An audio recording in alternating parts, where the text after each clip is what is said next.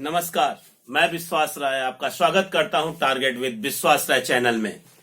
आज भारत के भूगोल पर हम पहली बार चर्चा करने के लिए आए हैं, यानी मेरा पहला वीडियो भारत के भूगोल पर बन रहा है, जो कि सब्जेक्ट होगा इसका भारत का भूगोल, केवल भारत का सामान्य परिचय। आज हम बहुत संक्षिप्त चर्चा करेंगे और ये सामान्य परिचय पर भी हम कोशिश करेंगे कि 3 वीडियो हम बनाएं ताकि एक भी प्रश्न आपका छूट के ना जा सके। अतः ये पहला वीडियो बन रहा है सामान्य परिचय पर, भाग 1 के नाम से आएगा और ये 3 वीडियो बनेंगे। अतः पूरी तन्मयता के साथ तीनों वीडियो देखिएगा। ये वीडियो आप तक पहुंचेगा, 2 वीडियो जल्द ही आपके पास आएंगे। तो हम आते हैं भारत के भूगोल और उसके भारत के सामान्य परिचय पर। तो सबसे पहले यदि भारत के सामान्य परिचय पर अगर हम आए तो सामान्य परिचय में सबसे पहले तो नामकरण ही करना होगा आपको कि इसका नामकरण कैसे हुआ, यानी भारत का नाम भारत कैसे पड़ा। तो एक बात याद रखिएगा बच्चों, क्वेश्चन कई बार पूछता है, अगर नामकरण से आपको क्वेश्चन आ जाता है तो अगर भारत देता है तो याद रखिएगा भारत जो है ये पुराणों में इसका नाम मिलता है।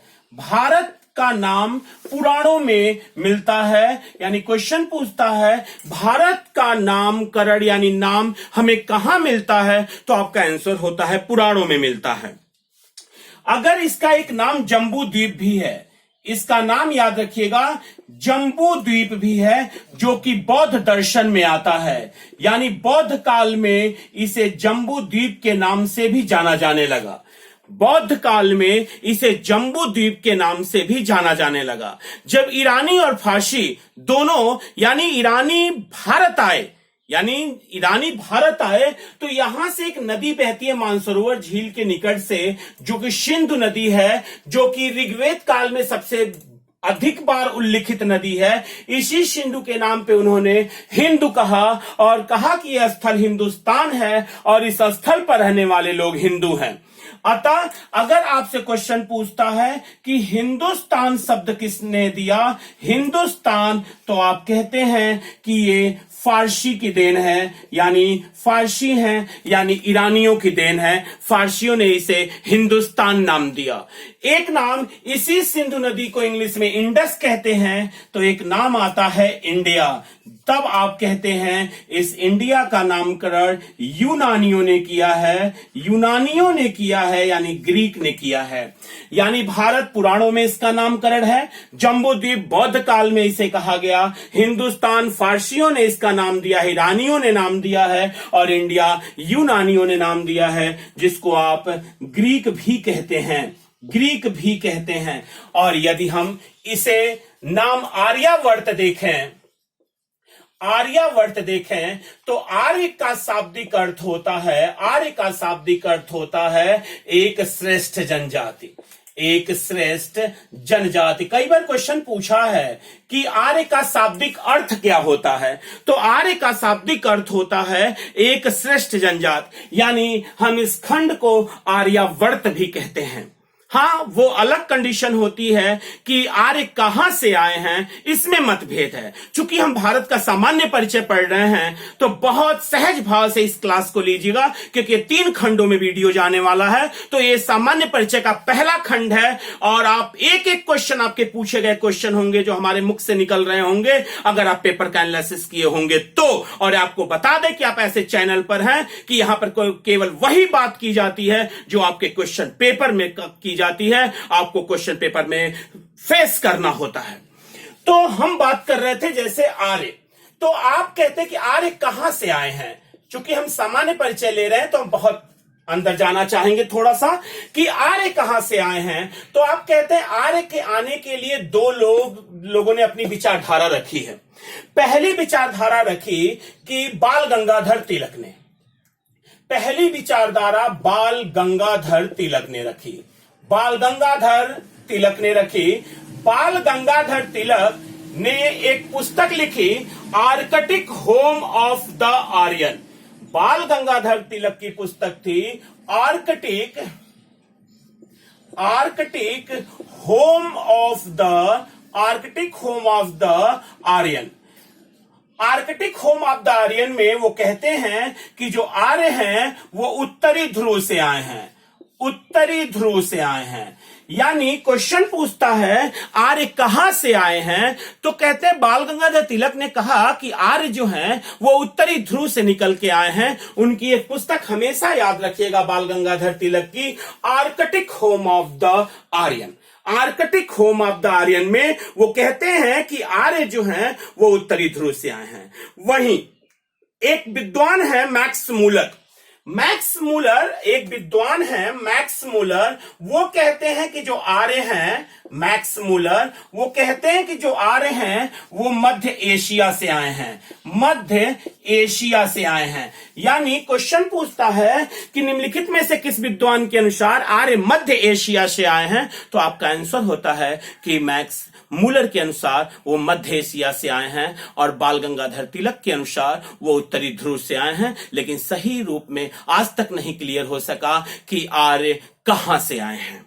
लेकिन हां, आर्य को का शाब्दिक अर्थ हम स्पष्ट करते हैं कि उसे एक श्रेष्ठ जनजाति के रूप में हम रखते हैं। बढ़िया।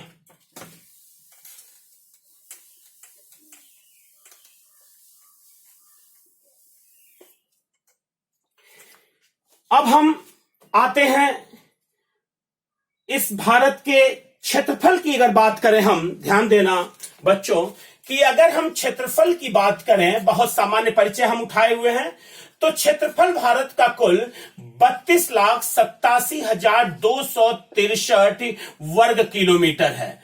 32,87,263 वर्ग किलोमीटर है। और क्षेत्रफल के दृष्टिकोण से अगर देखें तो पूरे विश्व के क्षेत्रफल का, ध्यान दीजिएगा, पूरे विश्व के क्षेत्रफल का 2.42%, विश्व के क्षेत्रफल का ये रखता है 2.42%। यानी भारत का क्षेत्रफल विश्व के क्षेत्रफल का 2.42% है। और भारत का स्थान अगर हम देखें तो पहले स्थान पर अगर हम रखें तो रूस पहले स्थान पे आ जाता है, दूसरे स्थान पर कनाडा आ जाता है, रूस आ जाता है, दूसरे स्थान पर कनाडा आ जाता है, तीसरे स्थान पर चीन आ जाता है, चौथे स्थान पर यूएसए संयुक्त राज्य अमेरिका आ जाता है, पांचवें स्थान पर ब्राजील आ जाता है, छठे स्थान पर ऑस्ट्रेलिया आ जाता है और सातवें स्थान पर हमारा भारत आता है।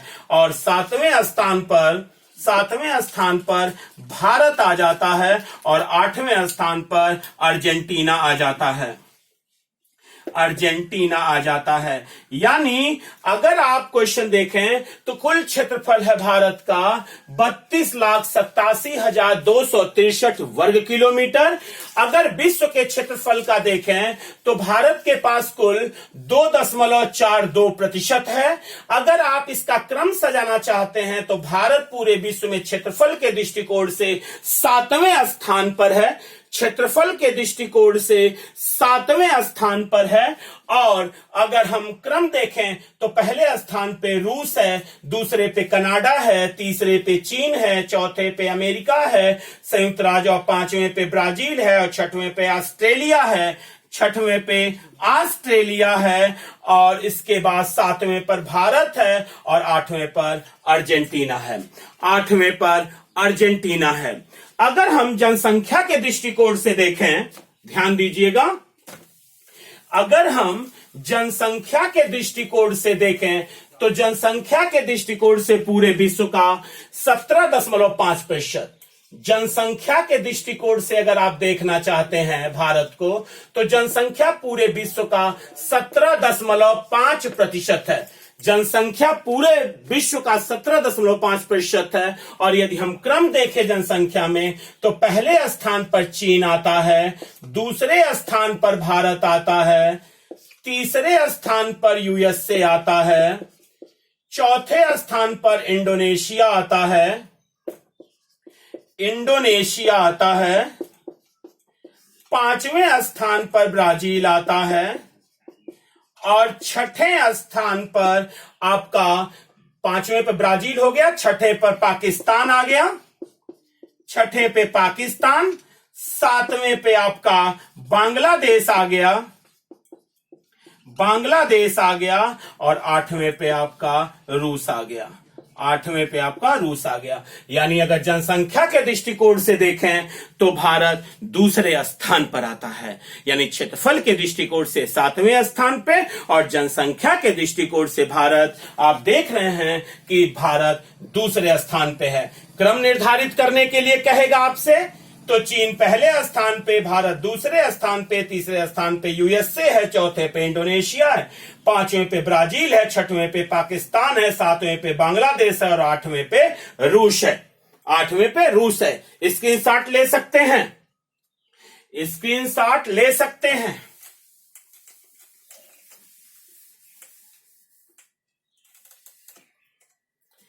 अब हम आते हैं भारत पे। तो भारत में याद रखिएगा 23.5 डिग्री उत्तरी अक्षांश को हम कर्क रेखा कहते हैं, 0 डिग्री अक्षांश को हम विषुवत रेखा कहते हैं और 23.5 डिग्री उत्तरी दक्षिणी अक्षांश को हम मकर रेखा कहते हैं।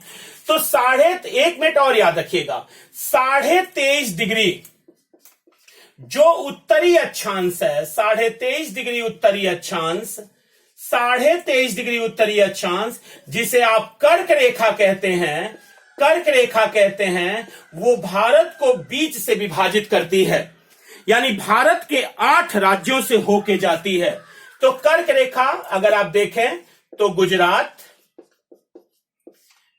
राजस्थान, गुजरात, राजस्थान, मध्य प्रदेश, गुजरात, राजस्थान, मध्य प्रदेश, छत्तीसगढ़, गुजरात, राजस्थान, मध्य प्रदेश, छत्तीसगढ़, झारखंड,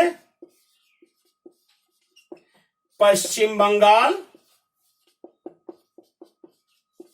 त्रिपुरा, पश्चिम बंगाल के बाद त्रिपुरा और त्रिपुरा के बाद मिजोरम। यानी कुल 8 राज्यों से होकर जाती है। गुजरात, राजस्थान, मध्य प्रदेश, छत्तीसगढ़, झारखंड, पश्चिम बंगाल, त्रिपुरा और मिजोरम। यानी कुल 8 क्वेश्चन पूछता है निम्नलिखित में से किन राज्यों से होकर कर्क रेखा गुजरती है, या निम्नलिखित में से किन राज्यों से होकर कर्क रेखा नहीं गुजरती है, और या कि कर्क रेखा भारत के कितने राज्यों से होकर गुजरती है, या पूछता है भारत से कौन सी रेखा होकर गुजरती है। अब सबके आंसर आपके पास हैं कि कर्क रेखा होकर गुजरती है, 8 राज्यों से होकर जाती है। गुजरात है, राजस्थान है, मध्य प्रदेश है, छत्तीसगढ़ है, झारखंड है, पश्चिम बंगाल है, त्रिपुरा है और मिजोरम है। मिजोरम है।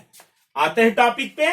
सामान्य परिचय पर ही हैं हम अभी, बहुत अंदर जाने की कोशिश नहीं कर रहे हैं बच्चों, क्योंकि यहां से प्रश्न उठते हैं। दूसरा और तीसरा वीडियो हम डीपली जाएंगे, जलवायु से लेकर सारी चीजों पे बहस करेंगे। भारत के सामान्य परिचय को लेकर पहला खंड बन रहा है वीडियो का, जिसका नाम है भारत का भूगोल सामान्य परिचय भाग 1। हम 2 भाग और बनाएंगे सामान्य परिचय पे।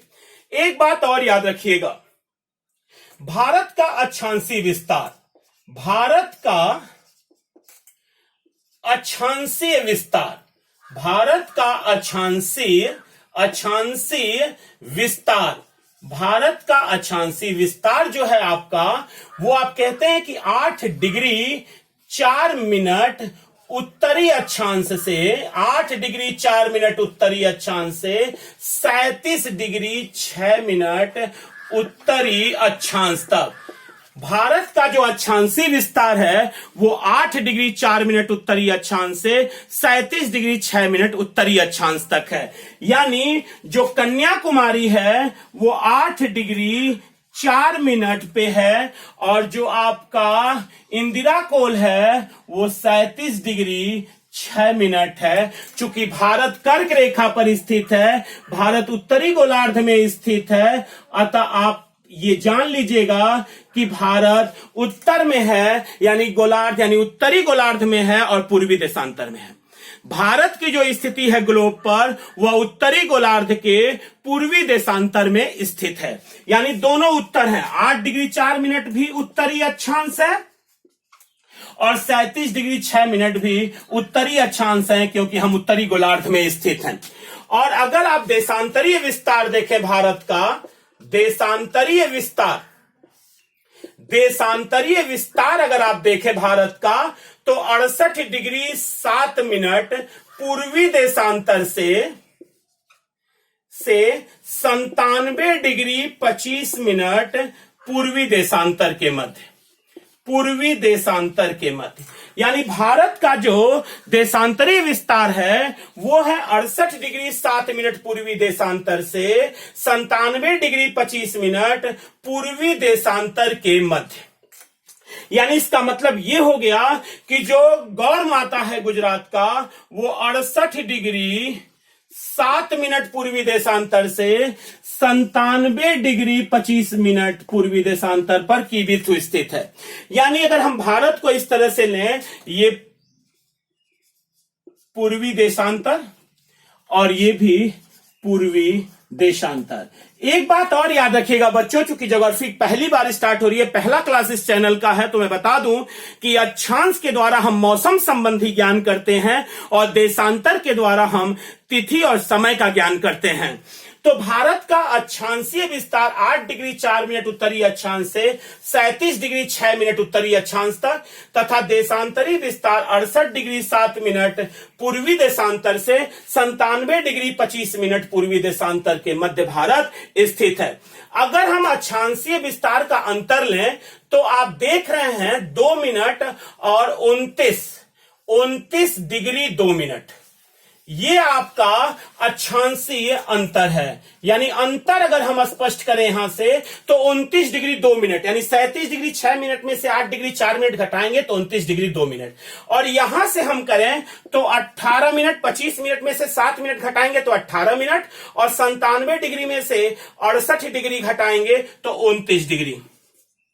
यानी अंतर, अगर देशांतर का अंतर अगर आपको पूछ रहा है तो 29 डिग्री 18 मिनट का देशांतरी अंतर है, और अगर अक्षांशीय अंतर पूछ रहा है तो 29 डिग्री 2 मिनट का अक्षांशीय विस्तार का अंतर है। यानी ये लगभग दोनों क्या हैं कि ये लगभग दोनों समान हैं, और जब लंबाई चौड़ाई बराबर होती है तो चतुष्कोणीय की रचना होती है। अतः अगर आपसे क्वेश्चन पूछता है कि भारत की आकृति कैसी है, भारत की आकृति कैसी है, तो आप कहते हैं कि भारत की आकृति चतुष्कोणीय है। क्वेश्चन पूछा है बच्चों, चतुष्कोणीय है।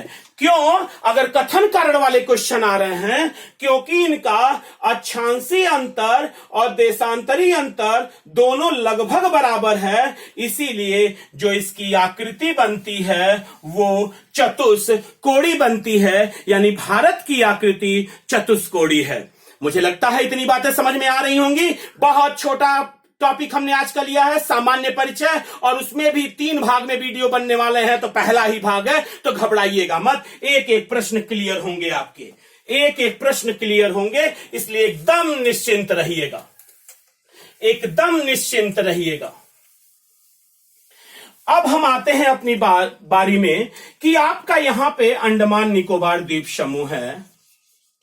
आपको पता ही होगा कि ये अरब सागर है, इधर अरब सागर है, और इधर जो है आपका बंगाल की खाड़ी है, इधर बंगाल की खाड़ी है, बंगाल की खाड़ी है। अगर आपसे पूछता है अंडमान निकोबार में एक यहीं पे बिंदु है Indira point, Indira point, Indira point, Indira point जो है वह 6 डिग्री 45 मिनट पर स्थित है।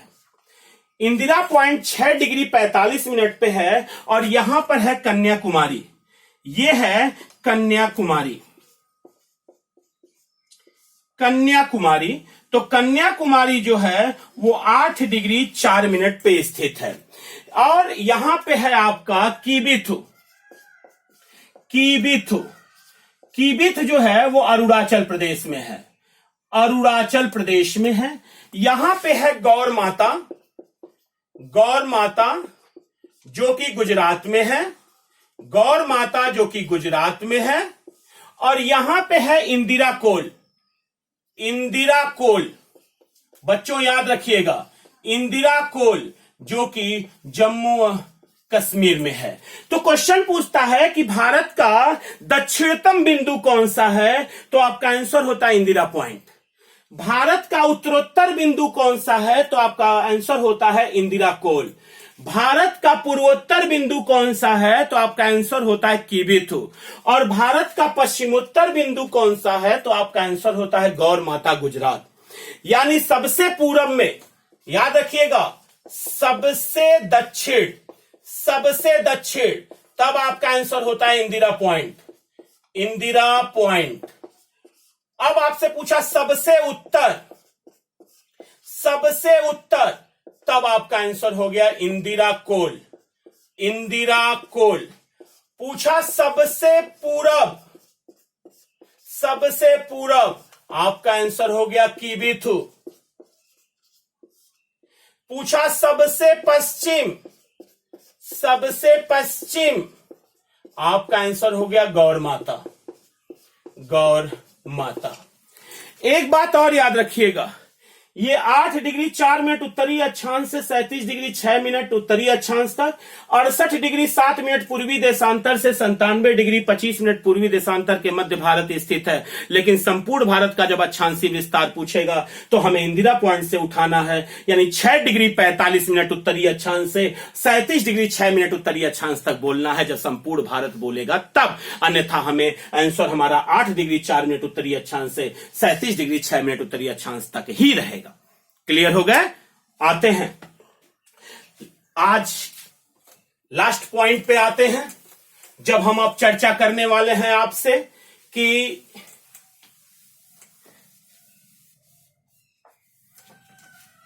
भारत का मानक समय, भारत का मानक समय। तो भारत का मानक समय बच्चों जो होता है वह है 82.5 डिग्री पूर्वी देशांतर रेखा, 82.5 डिग्री पूर्वी देशांतर रेखा, 82.5 डिग्री पूर्वी देशांतर रेखा। ये कहां से जाती है, तो इलाहाबाद के नैनी से, यानी प्रयागराज के नैनी से, प्रयागराज के नैनी से होकर ये रेखा जाती है। और एक बात और याद रखिएगा कि जो कि विश्व के मानक समय, यानी विश्व के मानक समय रेखा से, विश्व के मानक समय रेखा से, मानक समय रेखा से 5 घंटा 30 मिनट, 5 घंटा 30 मिनट आगे है, 30 मिनट आगे है, आगे है। उसका मूल कारण क्या है? जो विश्व का मानक समय है वो 0 डिग्री पे है और भारत का मानक समय 82.5 डिग्री पे है। तो 82.5 में से हम बताएंगे आपको निकालना, आज चूंकि सामान्य परिचय पे हैं तो 82.5 हो जाएगा और 1 डिग्री देशांतर चलने में 4 मिनट का वक्त लगता है। तो 82.5 गुणे 4 जब आप करेंगे तो कुल मिला के 330 मिनट हो जाएंगे और 330 मिनट को घंटा में बदलेंगे तो 5 घंटा 30 मिनट हो जाएगा। चूंकि हम ग्लोब में पूरब की तरफ हैं अतः हम विश्व के मानक समय रेखा से 5 घंटा 30 मिनट हम आगे हैं, 5 घंटा 30 मिनट हम आगे हैं। ये जो विश्व की, ये जो भारत का मानक समय रेखा है बच्चों, भारत का जो मानक समय 82.5 डिग्री पूर्वी देशांतर रेखा है वो कुल 5 राज्यों से होकर गुजरता है। ये 5 राज्यों से होकर गुजरता है। पहला है उत्तर प्रदेश, दूसरा आपका है मध्य प्रदेश, तीसरा है छत्तीसगढ़, चौथा है ओडिशा और पांचवा है आंध्र प्रदेश, पांचवा है आंध्र प्रदेश।